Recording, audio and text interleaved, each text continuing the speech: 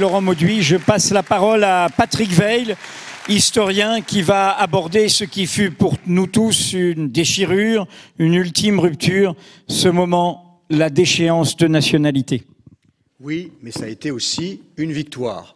Et on n'en a pas eu beaucoup dans les 5 dernières années.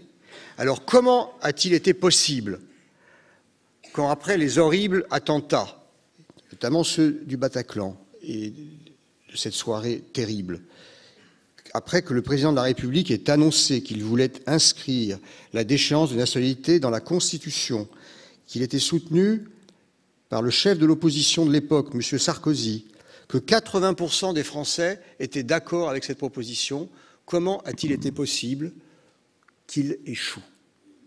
D'abord grâce à vous, parce qu'il y a eu, lorsque le texte de l'amendement a été connu et qu'on a vu qu'il fallait voter quelque chose qui aurait inscrit une distinction entre Français dans la Constitution, selon qu'ils aient qu'une seule nationalité ou que, originaires de parents étrangers, ils aient pu conserver ou puissent se prévaloir d'une nationalité étrangère. Cette distinction contraire au principe d'égalité qui est le fondateur de notre République et qui est inscrit dans l'article 1 de la Constitution a paru inacceptable.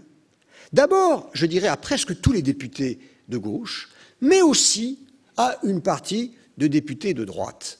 Et moi, qui enseigne l'histoire des droits de l'homme, je sais bien que les droits de l'homme, ou les droits humains, les droits de la femme aussi, bien sûr, ont été conquis dans notre histoire, souvent que par des alliances avec des forces conservatrices. Que ce soit l'abolition de l'esclavage, l'égalité homme-femme qui n'est pas encore achevée, ou d'autres droits, notamment le droit des étrangers de pouvoir être soignés, ou des enfants d'étrangers d'aller à l'école, on ne peut les gagner et les conserver qu'en s'appuyant aussi sur des raisonnements ou sur des forces conservatrices. Et lorsque ce projet a été annoncé, j'ai pu dire qu'il faut faire un front républicain qui gagne, qui se batte contre une proposition qui nous vient du Front National. Et après que M. Hollande, en accord avec M. Sarkozy, ait été obligé de changer son dispositif pour pouvoir déchoir tout Français, donc rétablir le principe d'égalité, mais donc créer des apatrides, qui pouvaient être déchus aussi pour un délit d'atteinte à la vie de la nation, qui pouvait demain s'appliquer à des journalistes, par exemple de Mediapart, et donc ça n'était plus du tout le terrorisme, c'était toute une série de dispositifs qui auraient pu porter atteinte à des libertés fondamentales. Eh bien là, on a vu se lever une partie de la droite, pas les sarkozystes, les fillonistes. M. Fillon et ses amis au Sénat ont dit et ont voté contre ce dispositif et ont empêché, avec une partie des députés de gauche qui ont résisté à des pressions incroyables venant du gouvernement et du président de la République, regardez leur liste, ceux qui ont voté contre l'amendement constitutionnel ou qui se sont abstenus, ils méritent votre respect, eh bien, ils ont empêché ce dispositif de se mettre en œuvre. Alors, je voudrais en tirer quelques conclusions de ce qui s'est passé. D'abord, on ne l'a pas dit assez, il faut manifester dans cette affaire un certain respect pour nos parlementaires. Nous sommes tellement contaminés par le présidentialisme, y compris aujourd'hui dans la campagne, dans les élections qui s'annoncent, que l'on oublie que nous sommes dans une république avant tout parlementaire, que le gouvernement dépend d'une majorité à l'Assemblée nationale avant tout. Et c'est bien parce que des parlementaires ont eu le courage de dire non, de voter non, malgré le fait que les sondages disaient, d'ailleurs de moins en moins, que l'opinion soutenait ce dispositif, et notamment ces parlementaires de droite dont je parlais, que ce dispositif a échoué.